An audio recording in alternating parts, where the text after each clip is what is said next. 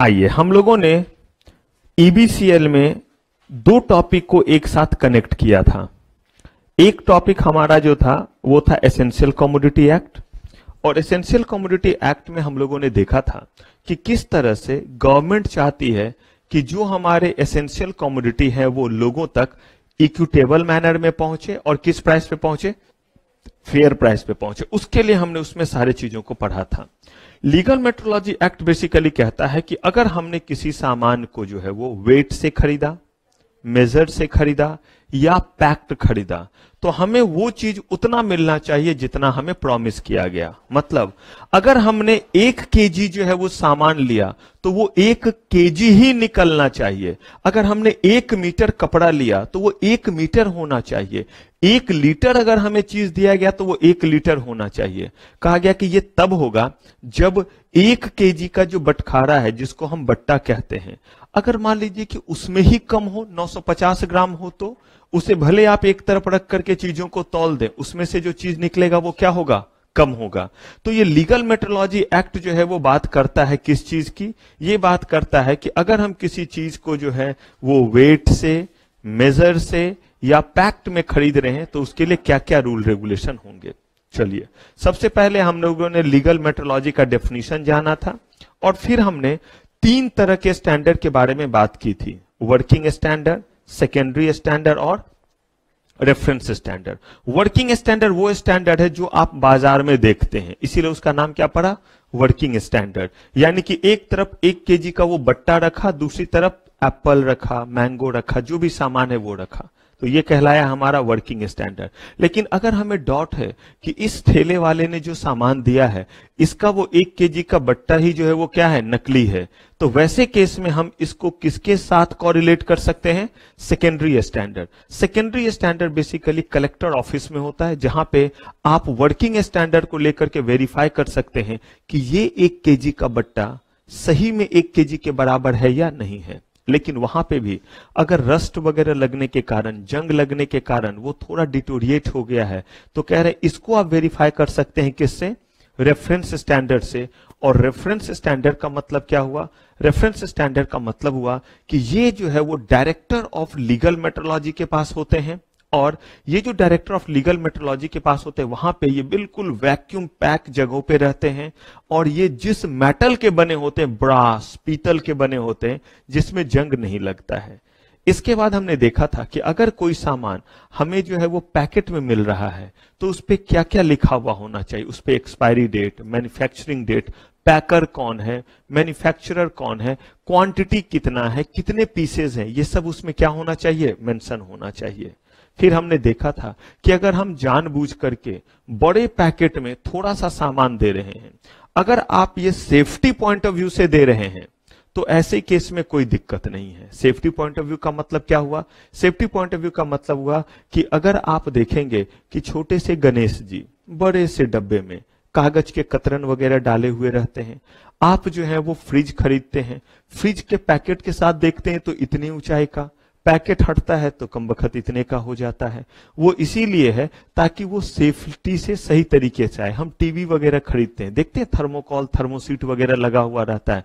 कहा गया कि अगर पैकेट बड़ा दिख रहा है सामान से, लेकिन किस चीज के लिए, सेफ्टी के लिए, तो डिसेप्टिव पैकेज नहीं कहलाएगा। या फिर क्वालिटी को क्या करने के लिए, प्रोटेक्ट करने के लिए, जैसे कुरकुरे वगैरह, इतना बड़ा सा पैकेट होता है, थोड़ा सा होता है, ये इसीलिए कि अगर वो एयर पैक में नहीं होगा तो ऐसे केस में वो कुरकुरा नहीं होगा, तब वो च्युइंगम के नेचर का हो जाएगा। कह रहे हैं इसके अलावा अगर आप डेलिबरेटली क्या करते हैं, कंज्यूमर को मिसलीडिंग इंप्रेशन देते हैं, किस बात का, क्वांटिटी का या कमोडिटी का, अगर ऐसा देते हैं तो कहा गया ये क्या कहलाएगा, ये आपका डिसेप्टिव पैकेज कहलाएगा। और मैंने इस पे अपने और अपने भाई की कहानी भी आपको सुनाई थी। अगर कहीं भी कोई भी सामान आप लेते हैं, आप देखते होंगे कि उस पैकेट को पूरा फाड़ दीजिए और फाड़ करके उलट दीजिए और आप उसका वजन कीजिए, तो भी आपको जो है उसका वजन थोड़ा क्या दिखेगा, कम दिखेगा। ऐसे करके लिया और क्या कर दिया, डाल दिया, आपको उसका वजन कम दिखेगा। ये वजन इसलिए आपको कम दिखता है या कम जो है वो वजन आता है क्योंकि उसके कॉर्नर में भी कुछ लगे होते हैं, चाहे वो आपका क्या हो, पेस्ट जैसा चीज हो, टूथपेस्ट जैसा चीज हो, या फिर आप जो है वो देखिए कि सॉस वगैरह जैसा चीज हो। पैकेट में कहीं ना कहीं लगा हुआ रहता है। इसीलिए यहां पे इन्होंने एक रीजनेबल जो है वो ग्राउंड दिया कि अगर वेट इतने से कम का है तो ये एक्शन लेंगे, इतने से कम का है तो ये एक्शन लेंगे। लेकिन उन्होंने कहा कि अगर पैकेट पे लिखा हुआ है 100 ग्राम, तो आप पूरे पैकेट से पूरा चीप के पीच करके जो है आप निकाल लीजिए और वजन कीजिए, तो भी आपको 100 ग्राम नहीं दिखेगा। क्यों? क्योंकि याद है ना, पेस्ट जब खत्म हो जाता है तो बीच से काट करके भी थोड़ा सा यूज कर लेते, 2-4 दिन तो ऐसे भी ब्रश कर लेते हैं दवा करके। कह रहे हैं कि इसलिए वो कम वजन दिखता है और उसके लिए एक रेंज दिया हुआ है। चलिए, तो यहां तक का सफर हमने पिछले एपिसोड में तय कर लिया था, यहां से आगे बढ़ते हैं। अब देखिए, एकदम ध्यान से समझिएगा, 2 एस्पेक्ट। एक है international organisation of legal metrology. हमने अपने 1 केजी के बटखारे को बनाया, लेकिन उस 1 केजी के बटखारे से सामान कौन कौन बेचेगा? सारी दुनिया। कह रहे कैसे सारी दुनिया बेचेगी? सिर्फ इंडिया के लोग बेचेंगे। कहा गया कि 1 केजी का जो वो बटखारा है, आपका 2 केजी का, 5 केजी का जो बटखारा है, उसका इस्तेमाल कोई भी कर सकते हैं इंडिया से बाहर भी, लेकिन ये तब जब एक इंटरनेशनल बॉडी हो। और वो इंटरनेशनल बॉडी क्या करे? वो इंटरनेशनल बॉडी जो है वो आपको ये कहे, क्या कहे वो इंटरनेशनल बॉडी? वो इंटरनेशनल बॉडी आपको ये कहे कि आप जिन चीजों के जरिए चीज वेट कर रहे हैं वो एक क्वालिटी का है। अगर मान लीजिए कि हमारे देश में कोई जो है वो 1 केजी का बटखारा बना रहा है, लेकिन वो जो 1 केजी का बटखारा बना रहा है उसे सर्टिफिकेशन मिल गया है, और उस सर्टिफिकेशन के बेसिस पे वो इस 1 केजी के बटखारे को एक्सपोर्ट कर रहा है दूसरे कंट्री में, तो हमारा वो बट्टा वहां भी यूज हो सकता है। अगर वो 2 केजी का है तो वो दूसरे कंट्री में भी क्या हो सकता है? यूज हो सकता है। लेकिन उसके लिए कोई ना कोई इंटरनेशनल बॉडी होना चाहिए, वरना कोई कहेगा कि आपके देश के जो मैन्युफैक्चरर ने बनाया है ये अप टू मार्क नहीं है। हो सकता है इसमें चीजें क्या हो? कम हो। कौन सी चीजें कम होंगी? उसमें 1 केजी के लायक आपने आयरन डाला ही नहीं है, उसमें 1000 ग्राम आयरन है ही नहीं। हो सकता है 950 ग्राम आपने डाला हो, वो प्रॉपरली सील्ड है ही नहीं। इसके लिए बना international organisation of legal metrology. यहां पे एक बात खास तौर पे ध्यान रखिएगा, हम लोग एग्जाम में इसे सिर्फ लिख देते हैं कि right short notes on OIML, और बच्चे की दम निकल जाती है। रीजन ये है कि इसका एब्रिविएशन जो है वो अजीबोगरीब है। ओ बाद में आता है, पहले इंटरनेशनल, तब ऑर्गेनाइजेशन, तब लीगल और तब मेट्रोलॉजी। मुझे मत कहिएगा सर ऐसा क्यों किया, मैंने कुछ नहीं किया, मैं तुच्छ प्राणी, मैंने कोई एक्ट नहीं बनाया, मैं एक्ट को बस समझाने का काम करता हूं। जैसे LLB का फुल फॉर्म, छोड़िए LLB का, BA का बैचलर ऑफ आर्ट्स, BSc का, BCom का, LLB का,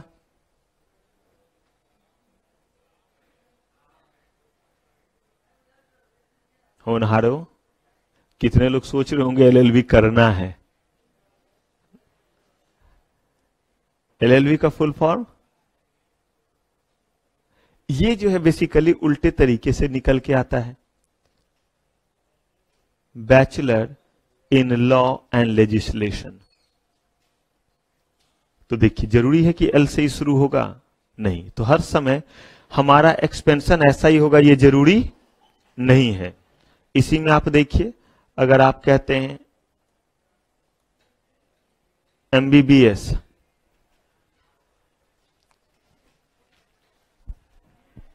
MBBS,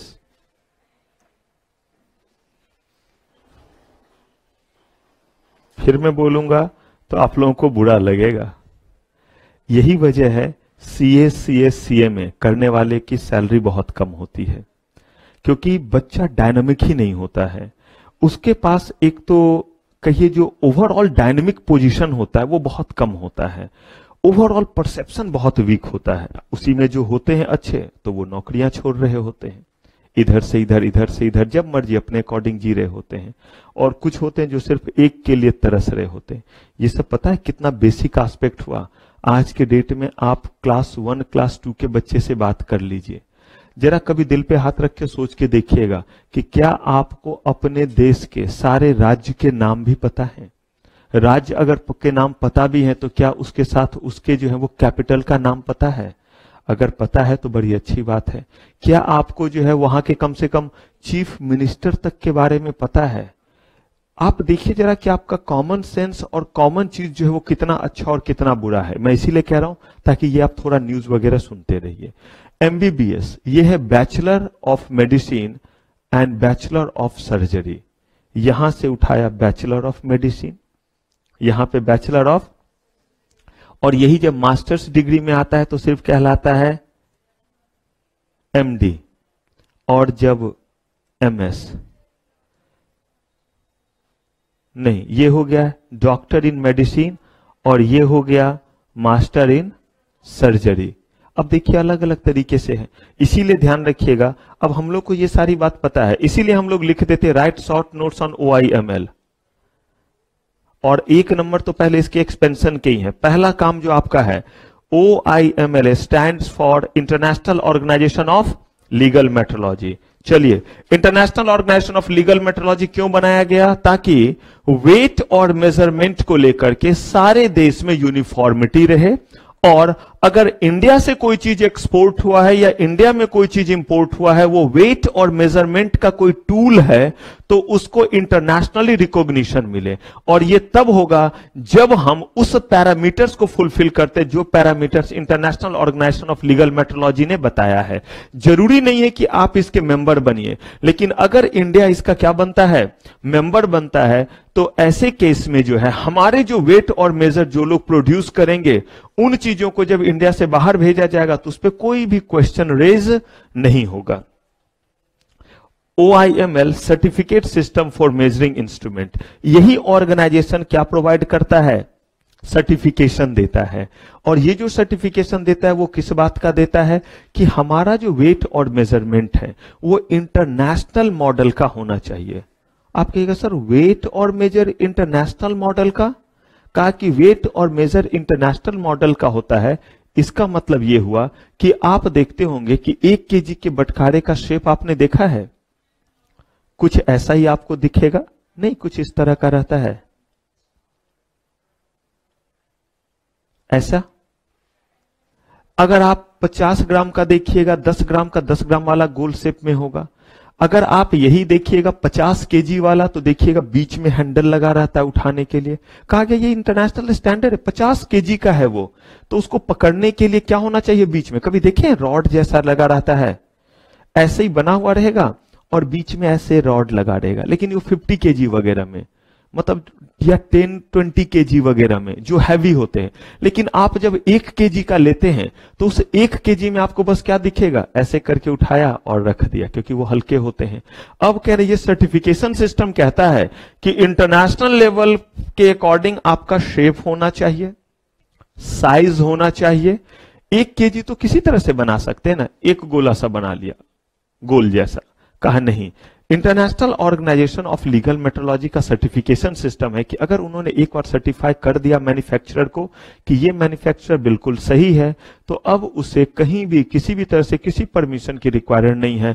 all across the world उसके वेट और मेजरमेंट को क्या माना जाएगा? वैलिड माना जाएगा।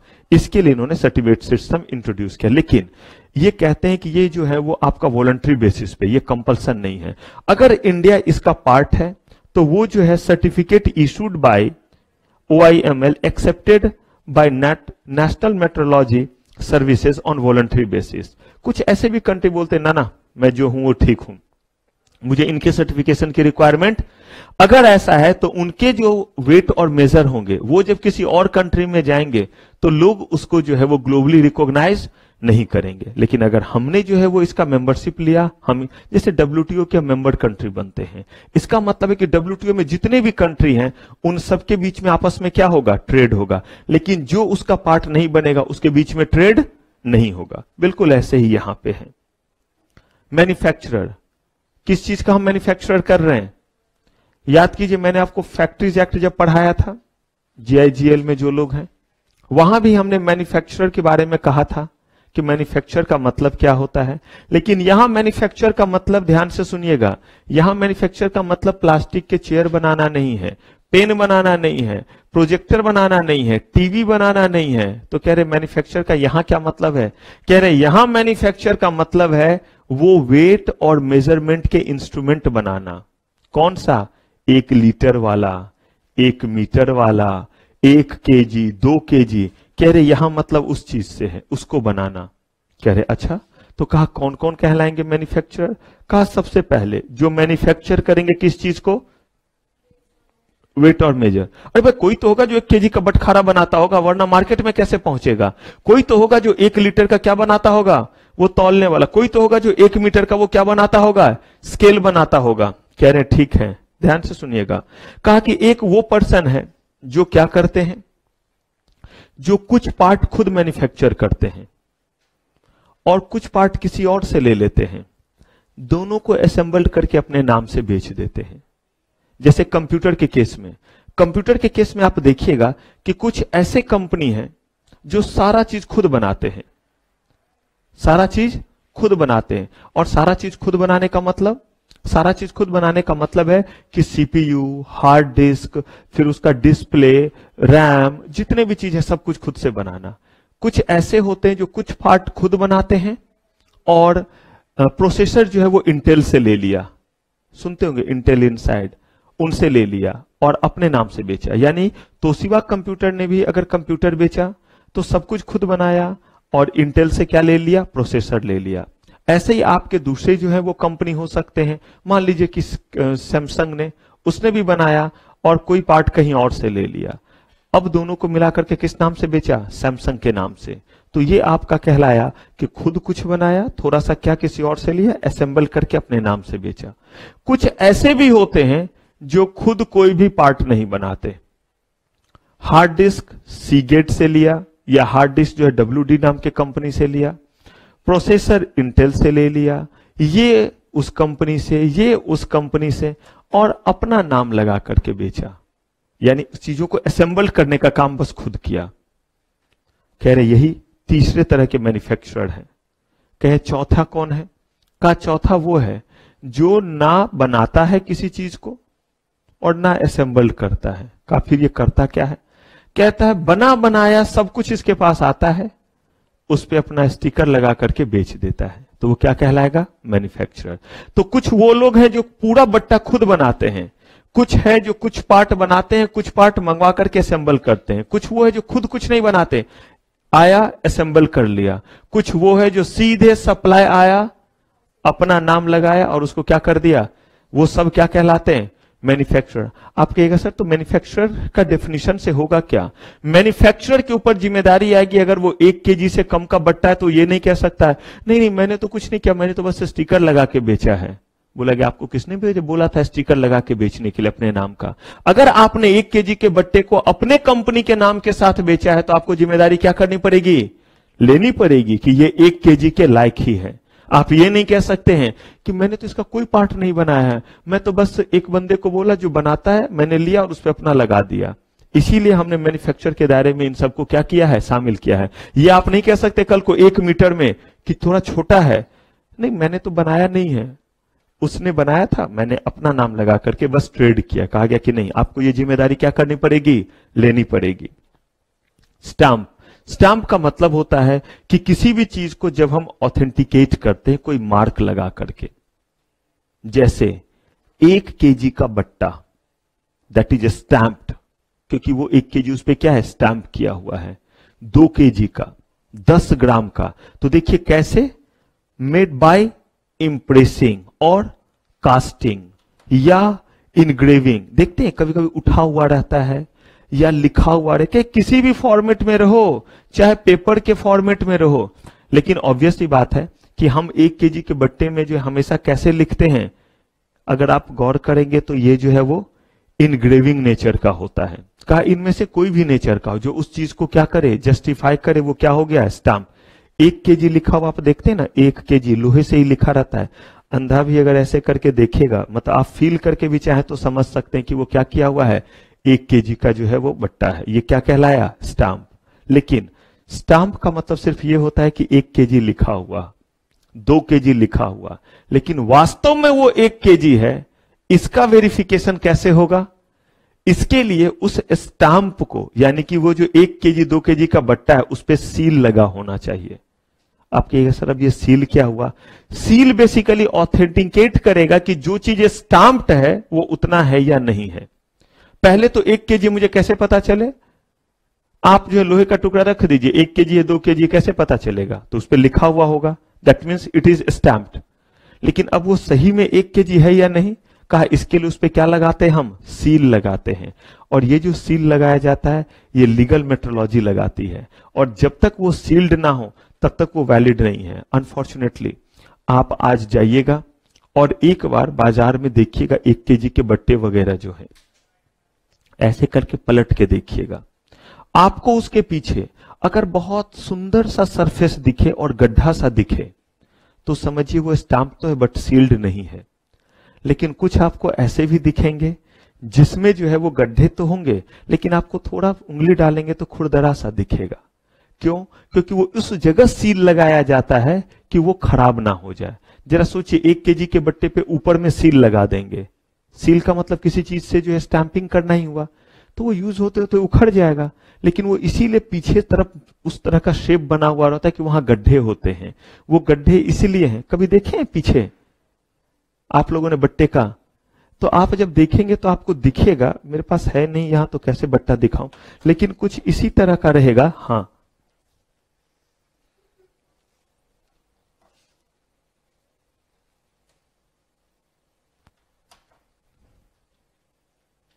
कुछ इस तरह का ही आपको दिखेगा। समझिए 1 केजी का बट्टा है तो इस तरफ 1 केजी और पीछे लगभग सेंट्रल में थोड़ा गड्ढे जैसा दिखेगा पीछे।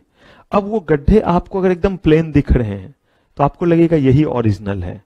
नहीं, ओरिजिनल वो है जिसके भीतर खास तरह के लोहे से ऐसे करके भीतर कुछ सब्सटेंस डाला जाता है और उसके बाद भी गड्ढा बना रहता है, क्योंकि अगर ज्यादा मोटा होगा तब तो खिस जाएगा, तो वहां पे जो है वो गड्ढा थोड़ा बना हुआ रहता है। देखिएगा, चांस की बात है, शायद आप 100 दुकानों में देखें तो एक जगह दिखेगा, क्योंकि मैक्सिमम लोग क्या कर रहे होते हैं, वो लोग होते हैं जो, और उसका वजन जो है तकरीबन जो है वो 20 या 30 ग्राम के आसपास होता है। वो जो सील होता है तब जाकर के वो 1 केजी पूरा होगा। तो जो दुकानदार खरीदने जाता है बट्टा, वो बिना सील वाला खरीदता है। क्यों? ताकि जब वो वेट करे तो उसको 20 से 30 ग्राम क्या करना पड़े? कम देना पड़े। अब आपको सारे मार्केट में ही वही दिखेगा तो आप कह नहीं सकते नकली है। इससे तौलवाया, दूसरे से तौलवाया, चोर चोर मौसेरा भाई। कमबख्त वो भी जो बटखारा ले रहा है वो भी सील्ड नहीं है। आपको दिखेगा, अगर सही जगह पहुंचे तो दिखेगा, क्योंकि मार्केट में मैक्सिमम लोग जो ये बटखारा बेच रहे हैं वो ऑथराइज नहीं है, वो मैन्युफैक्चरर नहीं है, वो बेचने के लिए अलाउड नहीं है। मुझे एक चीज बताइए, बहुत सारे जगहों पे ये जो ठेला या रेड़ी लगा हुआ रहता है, इनमें से तो बहुत सारे हैं जो अलाउड ही नहीं है ठेला लगाने के लिए, और बहुत सारे अलाउड भी हैं। उनके पास देखिएगा म्युनिसिपैलिटी का टोकन होगा, तो वहीं पे 2 लोग के पास जाइएगा तो नहीं होगा, एक के पास टोकन होगा। रोड के किनारे भी बेचने के लिए अलग से लाइसेंस मिलता है, ऐसे जो ठेले लगे इसके अलग से लाइसेंस मिलता है। गली गली में आपके मोहल्ले में दुकान है, ऐसे ही थोड़ा ना दुकान खोल लिया जाता है। उस दुकान के पास दिल्ली में शॉप इस्टेब्लिशमेंट एक्ट के अकॉर्डिंग कोई लाइसेंस नहीं है, लेकिन उस दुकान का मस्त बिजनेस चल रहा होता है। आप भी उससे सामान खरीद रहे होते हैं, आप उससे दूध और बाकी चीजें खरीदते हैं। दूध वगैरह सिर्फ वही बेच सकता है जो ऑथराइज्ड है, लाइसेंस लिया हुआ, क्योंकि कल को अगर उसमें कुछ गड़बड़ी निकली इसीलिए ऑथराइजेशन दिया जाता है। फूड पॉइजनिंग हो गया, खराब दूध है, 2 दिन का पुराना दूध बेच रहा है और यह सामान ही पुराना बेच रहा है, सफाई वगैरह, इन सब का जो है रजिस्ट्रेशन होना चाहिए, तभी आप इन चीजों को बेच सकते हैं। ये नहीं कि हाथ में सामान लिया और बेचना शुरू कर दिया। इटेबल प्रोडक्ट है, अलग तरह का लाइसेंस चाहिए। देखिएगा ये सब बात हम लोग करेंगे, लेकिन अनफॉर्चुनेटली इसमें नहीं। सेटिंग अ बिजनेस एंटिटी में आपको एक चैप्टर पढ़ना है जिसमें वेरियस लाइसेंस जानने हैं। तो कह रहे हैं कि यहां जो हमारे सील है उसका मतलब क्या हुआ? सील पड़ गया, इसका मतलब अब ये पूरा कितना है? 1 kg, nobody can deny it. Appointment of director, controller and legal metrology officer, ये कौन से डिपार्टमेंट के लोग हैं? Legal metrology.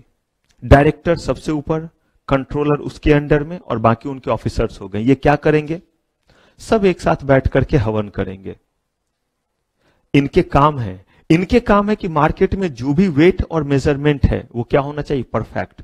कोई भी वो बंदा मैन्युफैक्चर नहीं कर सकता है वेट और मेजरमेंट के टूल को जिसके लिए परमिशन नहीं मिला हुआ है। आपका कोई गिला शिकवा है तो उन गिले शिकवे को सुनने के लिए ये लोग हैं।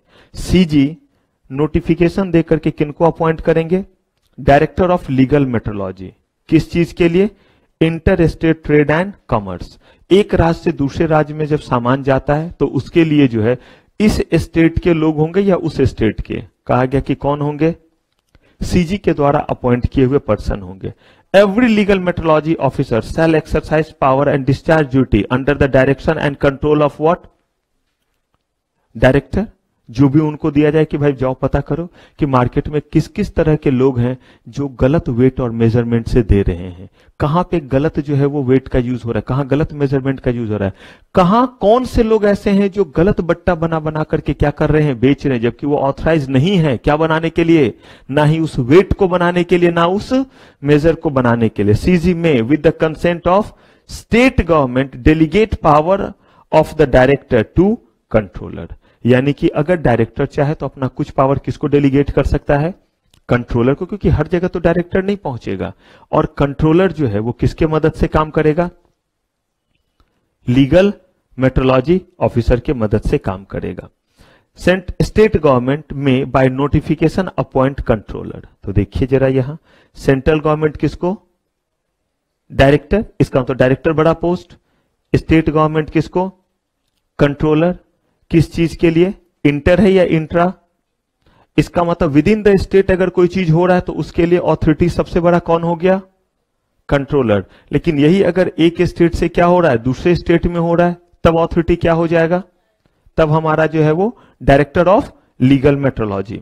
The controller and every legal metrology officer shall exercise power and discharge function in respect of local limit of state government, जो भी स्टेट गवर्नमेंट ने कहा उसको फुलफिल करे। मतलब अगर मामला बिहार का है तो जो वहां के कंट्रोलर होंगे वो सिर्फ देखेंगे कि बिहार में किस किस जगह पे सही वेट और सही मेजर से चीजों को दिया जा रहा है, कौन कौन से ऐसे लोग हैं जिनको सही में लाइसेंस मिला हुआ है वेट और मेजर बनाने का, बिहार का देखेंगे या यूपी का देखेंगे या दिल्ली का देखेंगे, नहीं। अगर मान लीजिए कि डायरेक्टर ऑफ लीगल मेट्रोलॉजी है तो उनके जुरिडिक्शन में पूरा देश ही आता है, बिल्कुल वैसे ही जैसे मोदी जी देश के प्राइम मिनिस्टर, तो पूरे कंट्री का लॉ एंड ऑर्डर का रिपोर्ट उनके पास। लेकिन अगर हम बात करें नीतीश कुमार की, अगर हम बात करें क्या नाम है योगी जी का, यूपी की जो है आदित्यनाथ, अगर हम बात करें माननीय अरविंद केजरीवाल जी का, तो क्या ये दूसरे के मामले में भी जाएंगे या सिर्फ दिल्ली दिल्ली का सोचेंगे।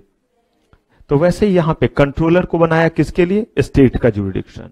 डायरेक्टर लीगल मेट्रोलॉजी किसने बनाया, और ये जो हमारा लीगल मेट्रोलॉजी ऑफिसर है ये दोनों के अंडर में काम करने वाले हुए।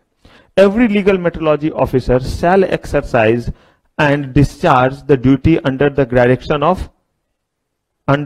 And control of what, controller. तो देखिए यहां पे जो है हमारे किनके, यहां पे सीजी डायरेक्टर, यहां पे स्टेट गवर्नमेंट कंट्रोलर। कोई भी जिनको लाइसेंस नहीं मिला हुआ है वो ना ही 1 केजी के बटखारे को बना सकता है और ना ही उसे क्या कर सकता है, रिपेयर। आपके ऐसा रिपेयर भी होता है, क्यों नहीं होगा। 1 लीटर का वो वजन करने तौल ये वाला है जिससे हम दूध वगैरह लेते हैं, हैंडल में प्रॉब्लम आ गया या कहीं दिक्कत हो गया तो उसे क्या किया जाएगा, रिपेयर। ये नहीं कि आप रिपेयर करने के लिए कहीं और लेकर के चले जाएंगे। हो सकता है रिपेयर करने के दौरान वो 2 बार ठोक दिया तो शायद जो है उसमें वजन कम हो जाए, पॉसिबल। जरा सोचिए ना, कोई कंटेनर ही है, अगर उस कंटेनर को, किसी कंटेनर को अगर ये मान लीजिए मेटल का रहता, और जरा देखिए, ये देखिए मैंने दबा दिया, अगर दबा दिया तो इसमें अब पहले से लिक्विड कम होंगे या ज्यादा, कम होंगे। ऐसे ही अगर मान लीजिए कि वो तो ट्रांसपेरेंट भी नहीं होता है, वो बिल्कुल आपका स्टील का या एल्युमिनियम का बना हुआ होता है। अगर मैंने 2 हथौड़ा दोनों तरफ से ठक ठक दे दिया, 2 ml ही सही, 5 ml ही सही, कम तो आएगा उसमें। इसलिए उन्होंने बोला कि ये सिर्फ और सिर्फ जो है वो कौन कर सकते हैं, वही जिनको क्या मिला हुआ है, लाइसेंस मिला हुआ है। लाइसेंस जिनको नहीं मिला वो ना 1 केजी का बटखारा बना सकता है, ना किसी तरह का लीटर और बाकी चीज बना सकता है। तो no person shall manufacture, repair or sell any weight or measure unless he hold license issued by controller. However, no license to repair shall be required by a manufacturer for repair his own weight and measure. मेरे पास manufacturing का licence है, मैंने इनको जो है वो 1 litre का जो है वो टूल बेचा था, हैंडल इन्होंने थोड़ा तोड़ लिया, मेरे पास रिपेयर के लिए आते हैं, मैंने सिर्फ मैन्युफैक्चर का लाइसेंस लिया है, तो क्या मैं रिपेयर कर सकता हूं? नहीं। अगर मैंने मैन्युफैक्चरिंग का लिया तो सिर्फ मैं मैन्युफैक्चर कर सकता हूं, रिपेयर नहीं कर सकता हूं। अगर मैंने रिपेयर का लिया है तो क्या मैं मैन्युफैक्चर कर सकता हूं? नहीं, सिर्फ क्या कर सकता हूं? रिपेयर। लेकिन अगर मेरा खुद का बनाया हुआ है, मैं मैन्युफैक्चरर हूं, जो पीस मैंने बनाया है उसको मैं रिपेयर भी कर सकता हूं बिना रिपेयर के लाइसेंस के। लेकिन अगर आप भी तो बटखारा बनाते हैं, मैं भी बनाता हूं और ब्लू भी बनाते हैं।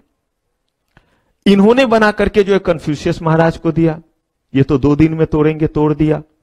अब ये अपना वाला लेकर के मेरे पास आते हैं, लेकिन मैं रिपेयर नहीं करता हूं, मैं मैन्युफैक्चरर हूं, तो क्या मैं वो जो है वेट एंड मेजर को रिपेयर कर सकता हूं? ना, क्योंकि वो मैंने नहीं बनाया था, ब्लू ने बनाया था, और मैं सिर्फ मैन्युफैक्चरर का लाइसेंस लिया हूं।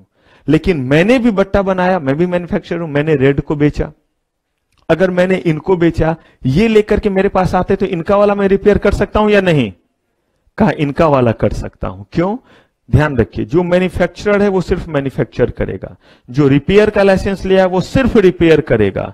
चाहे किसी ने भी मैन्युफैक्चर क्यों ना किया हो, अगर उसने रिपेयर का लाइसेंस लिया है तो आपने पहले किसी से लिया हो, जाकर के उससे क्या करवा लीजिए? रिपेयर करवा लीजिए। लेकिन अगर मान लीजिए कि जो मैन्युफैक्चरर है लेकिन रिपेयर का लाइसेंस नहीं लिया है, उसके पास अगर उसके ही बेचे हुए चीज पहुंचते हैं टूल, तो बिना रिपेयर के लाइसेंस के भी वो रिपेयर कर सकता है। ध्यान रखिएगा, क्लियर है ये? अगर मेरे पास लाइसेंस नहीं है रिपेयर का, तो मैं किसी और मैन्युफैक्चरर के द्वारा बनाए गए वेट और मेजर को रिपेयर नहीं कर सकता। लेकिन मेरे पास रिपेयर का लाइसेंस नहीं है, फिर भी मैं अपने ही द्वारा बनाए गए वेट और मेजर में किसी तरह का डैमेज आया तो क्या कर सकता हूं? रिपेयर कर सकता हूं। The controller shall issue a license for such period and area. ये तो सिंपल सी बात है, एक पर्टिकुलर टाइम के लिए और एरिया के लिए भी कर सकते हैं। आपका एरिया भी क्या आप इसी एरिया में बेच सकते हैं। दूसरा, 1 साल के लिए, 2 साल के लिए, 3 साल के लिए वो तय करेंगे। Every person having any weight or measure in his possession shall, before putting such weight or measure into use, have such weight or measure verified। क्या करेंगे? अब देखिए कितना स्टेप दिया होगा, कौन फॉलो करता होगा? आपको लगता है एक तो पहले बनाने वाले वो होंगे जिनको लाइसेंस मिला है, और कह रहे उसके बावजूद भी आपने लिया है उसी मैन्युफैक्चरर से जिसको हमने लाइसेंस दिया है, लेकिन उसके बावजूद भी आप इसे अपनी दुकान में यूज करेंगे, आप इसे सामान तौल करके देंगे। उससे पहले कंट्रोलर से इसे क्या करवाइए? वेरीफाई करवाइए। क्यों? इतने प्रोटेक्शन के बाद भी कहीं ऐसा तो नहीं कि वो कुछ गड़बड़ कर रहा है। हमने इंतजाम तो बड़े सारे किए हुए, लेकिन आपको कौन सा लगता है, कौन सा ठेला वाला जाकर के पहले कंट्रोलर ऑफ लीगल मेट्रोलॉजी के पास पहुंचता होगा और बोलता होगा देखिए मैंने ये रसीद के साथ, जीएसटी रिसीट के साथ, कि मैंने 1 केजी का बटखारा इतने में खरीदा है। एक तो कम वक्त खरीदा किससे, उसका आता पता नहीं। और अगर खरीदा भी है तो क्या वो लेकर के जाता है और कहता है कि जरा वेरीफाई कर लो कि ये सही में 1 केजी है या नहीं है?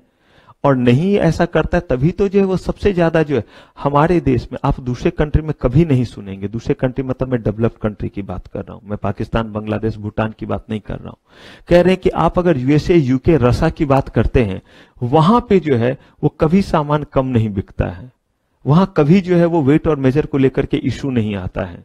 इसीलिए क्योंकि जैसे आप देखिएगा ना कि जैसे लोग थोड़े पढ़ लिख जाते हैं तो चीपनेस थोड़ी कम हो जाती है।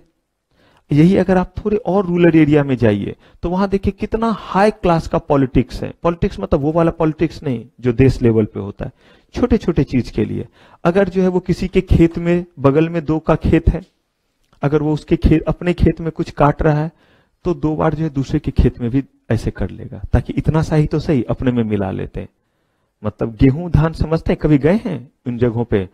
तो जब वहां जाएंगे तो देखिएगा सबके खेतों में गेहूं और धान लगे हुए हैं। एक खास समय में काटने का काम होता है। आज आपने अपने खेत की कटाई की तो अपने खेत का काटिएगा ना। आप देखिए कि बगल वाला कोई आया नहीं है तो जो है वो थोड़े दूर के एरिया, और वो भी बीच का एरिया जो दिखे नहीं, उसमें जाकर के खट खट खट खट काट लिया कुछ। और जब वो बंदा आता, क्योंकि खेत भी बहुत बड़े बड़े होते हैं और हेलीकॉप्टर तो है नहीं कि ऊपर से चढ़ करके देखेंगे। नॉर्मली जब आप देखिएगा तो रोड से दिखेगा नहीं, आपको लगेगा सब कुछ ठीक है।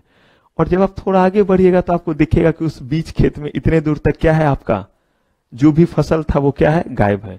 कहा गया कि इसलिए, जबकि उसमें बहुत ज्यादा नहीं मिलेगा, 10 या 15 रुपए या 20-50 रुपए इतने का ही धान या गेहूं आ पाएगा। और कितना आएगा एक बोझे में, क्योंकि वो तो तैयार होगा, प्रोसेस होगा तब होगा। तो ऐसे ही कहते हैं कि जो थोड़े एजुकेटेड होते जाते हैं वो थोड़ा उसमें चीपनेस कम होते जाते हैं। आप देखिएगा जो लोकल दुकानदार होंगे वो जो है वो कहीं ना कहीं थोड़ा थोड़ा कम करेंगे। मेरे ही मोहल्ले में 2-3 दुकान अच्छे वाले हैं और एक दुकान पे जो है एक लेडी और एक जेंट्स बैठते हैं। अब कोई माइंड मत कीजिए, कोई पंजाबी होंगे तो वो पंजाबी आंटी अंकल कहते हैं सब उनको। दुकान का ही नाम है, किसके दुकान से ले, वो पंजाबी आंटी के दुकान से या पंजाबी अंकल के दुकान से। ये किसके दुकान से, तो मिश्रा जी के दुकान से। तो नहीं, ऐसे ही नाम दे देते हैं। तो उनके यहां क्या है कि अगर वो अंकल रहे वो कुछ ना कुछ गड़बड़ करके ही आपको देंगे। इवन आप दूध भी लेने जाएंगे तो उनके दुकान का दूध हमेशा आपको लीक करता हुआ मिलेगा और एकदम पतला सा। अगर कस के आपने ऐसे पकड़ा और ऐसे किया तो लगेगा ऐसे करके धारा जैसा निकलना, ऐसे नहीं दिखेगा लेकिन ऐसे करके। और लिटरली वो करते क्या है, वो हल्का सा पिन लगाते हैं और दूध अपने घर के लिए उसी में से निकाल लेते हैं। अब देखिए, अब ये कितने छोटे लेवल की चीपनेस हुई। लेकिन यही चीज जो है, आप जाइए किसी मॉल या बाकी जगह या बूथ पार्लर पे जाइए तो आपको ऐसा कोई भी चीज, हाँ ये हो सकता है कि पूरा दूध फटा हुआ मिले, कि पूरा पैकेट में कहीं लीक है या कुछ है, that is a different thing. लेकिन ये नहीं होगा कि सब में से थोड़ा थोड़ा क्या किया गया हो। तो ऐसे ही यहां पे कह रहे हैं कि बाहर के कंट्री में ये बहुत कम होता है, लेकिन हमारे देश में अभी भी ये चीज है। आप जाइए ना दुकान पे और देखिए कितने लोग जो है, आप जरा उधर घूमे रहिए और तौलने दीजिए चीजों को। ये आप कहिए खुद से 1 केजी सेब दे दो, अब देने दीजिए उसे। इस समय अंगूर महंगा है, सेब तो इस समय बहुत सस्ता है। मतलब इस समय फसल आता है ना सेब का, तो इसीलिए आपको ज्यादा दिखे। सेब तो वैसे हर समय मिलता है, लेकिन इस समय जो है वो रियल वाला बिना कोल्ड स्टोरेज वाला रहता है, सस्ता मिलेगा। अंगूर इस समय 200 रुपए किलो। अगर आप जो है वो ग्रेप्स ले रहे हैं तो देखिए कैसे करेगा, कैंची ले ले करके कम वक्त काटेगा कि एक भी दाना है तो वो क्या हो जाए, निकल जाए। भले थोड़ा सा इसी तरफ ही जो है वो आपका हो जाए, लेकिन जो है वो आपको जो है वो क्या दिखेगा, कम जैसा। The central government may prescribe the kind of weight and measure। तो ये क्यों होता है वो आपको पता चला, क्योंकि कोई भी जाकर के जो है वो नहीं करवाता है, क्योंकि इसके लिए क्या देने पड़ते हैं आपको पता है, on payment of such fees.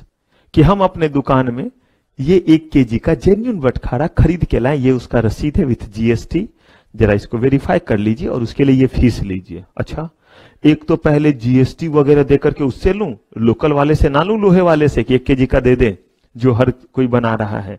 The central government may prescribe the kind of weight and measure for which the verification is to be done through the government approve centre. Government ने बनाया हुआ है कि किस किस जगह जाकर के आप इसको क्या करेंगे। ये नहीं कि कहीं भी जाएंगे, गवर्नमेंट के अप्रूव्ड सेंटर्स हैं जहां काम ही यही है। आपको यहां पे कोई भीड़ नहीं दिखेगा, एक भी इंसान यहां नहीं दिखेगा। आप कहेगा सर सही कह रहे हैं या झूठ कह रहे हैं। आपके पास फोन है, हथियार है, गूगल पे बस डाल लीजिएगा government approved centres for weight and measure, और उसके बाद एड्रेस आएंगे। कभी भटकते हुए एक बार चले जाइए, आपको गजब सन्नाटा सा वहां लगेगा। बिल्कुल वैसे ही जैसे पहले पॉल्यूशन कंट्रोल के लिए जब लोग आते थे तो आपको वहां पे भीड़ दिखता था। किस चीज के लिए, जब पॉल्यूशन कंट्रोल के लिए कोई भी जो चीजों के लिए जब आप आते थे तो वहां पे आपको जो है वो क्या, वहां पे कोई भी चीज वहां दिखता था नहीं, कोई सवारी नहीं, कोई भी लोग नहीं दिखते थे। क्यों? क्योंकि उस समय फाइन पेनल्टी ज्यादा नहीं था। अभी के समय में आप देखिए कि पॉल्यूशन सेंटर जो है, जो गाड़ियों का पॉल्यूशन चेक करता है, न्यूज वगैरह में मैं सुन रहा था, सुबह 4 बजे से ही लोग लाइन में लगे रहते हैं। वैसे ही यहां पे कल को अगर रूल आ जाए ना कि सबके पास जो है वो सर्टिफिकेट होना चाहिए, अगर उनके पास क्या है, वजन करने वाला कोई भी इंस्ट्रूमेंट है तो ये वेरीफाई किया हुआ है, इसका सर्टिफिकेट होना चाहिए, वरना 5,000 रुपए का जुर्माना होगा। आप देखिएगा आपको अगले ही दिन सारा दुकान बंद दिखेगा, क्योंकि वो दुकान तब खोलेंगे जब क्या करेंगे, पहले जाकर के वेरीफाई करवा करके लाएंगे। तो ये सारा कुछ किसके बारे में, लीगल मेट्रोलॉजी।